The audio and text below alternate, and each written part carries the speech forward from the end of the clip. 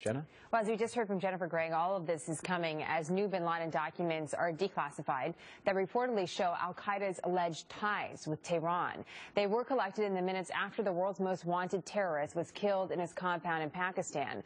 The Weekly Standard's Steve Hayes has been closely following what these documents reveal and had some new reaction to the story earlier today on America's Newsroom. The president has made clear from the very beginning of his administration that he wanted to, quote, decouple the nuclear talks with Iran on the one hand from all other regime activity. It's one of the reasons we haven't heard any real discussion of Iran and terrorism in any kind of a consistent way from the administration. I think it's really important to point out the Treasury Department, when it's doing these designations, is making a clear and consistent and unequivocal case that there exists a secret relationship between Iran on the one hand and al-Qaeda. A secret relationship that perhaps is not so secret anymore. Tom Jocelyn is a senior fellow at the Foundation for Defense of Democracies and senior editor of the Long War Journal. It's nice to have you back on the show, Tom. These are the documents, the bin Laden documents that were released in court this week. Forgive the notes and the post-its on it, but I've been looking through it pretty carefully, and I just want to work through with you what they say so our viewers can really understand how specific the letters are. Just to start off, in this one section about Iran, there's references to external work, that al-Qaeda is doing external work, and the first reference is in Iran. Why is that?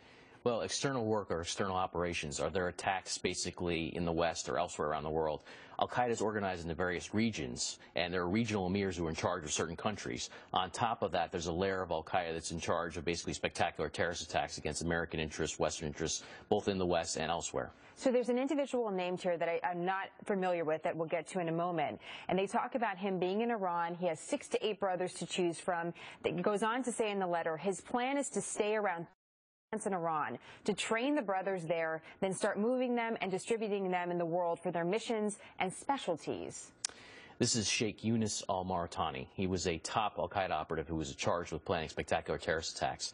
And in fact, he was in charge of planning an attack in 2010 that was thwarted by European intelligence officials that wanted to replicate Mumbai-style attacks in several European cities.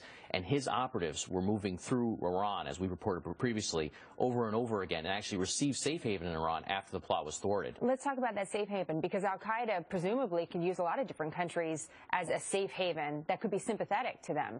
Why Iran? Why is Iran being used? Well, Iran is safe for them in some ways because in Pakistan, the Americans have an intelligence presence. Parts of the Pakistani establishment cooperate with us, other parts don't.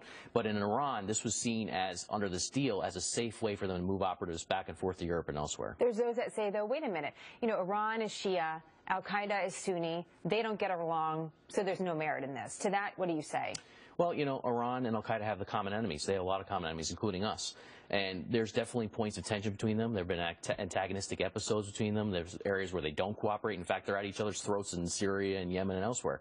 But despite all of that, they still have a deal, and that deal allows them to cooperate against us and against the West. It was interesting in reading through these letters that these are letters informing bin Laden of activity, but almost asking permission.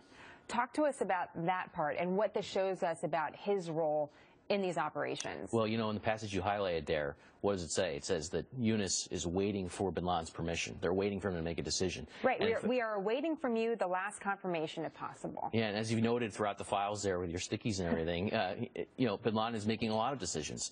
He's, in fact, very much in the game at the time of his death. He's still a manager of this international network. This directly contradicts a narrative the White House put out that said that he was a line-in winner or in retirement or someone who had been sidelined. Bin Laden was still making managerial decisions on a regular basis. Okay, so bin Laden is now dead. There's a question moving forward about al-Qaeda, what it looks like now, but also our relationship with Iran. So let's bring the story full circle, because these Iranian nuclear negotiations are happening right now. What do you think these papers illuminate about the negotiations that we should consider? Well, I think Iran still allows certain al-Qaeda operatives to use their soil as a staging ground for attacks and for operations. In fact, President Obama's own Treasury and State Departments have routinely recognized that since July 28, 2011. So even as they're opposed to each other in certain ways, and even as the U.S. is trying to bring Iran into the sort of world community, Iran still has this deal with al-Qaeda. And that says a lot about, I think, the underlying assumption behind the negotiations, which is that President Obama thinks that he can have détente or an alliance with Iran against our common enemies. The answer to that is no. Iran has an alliance with their common friends against us. A lot to think about there. Tom, great to have you in the program. Thanks, Jen. As always. Greg?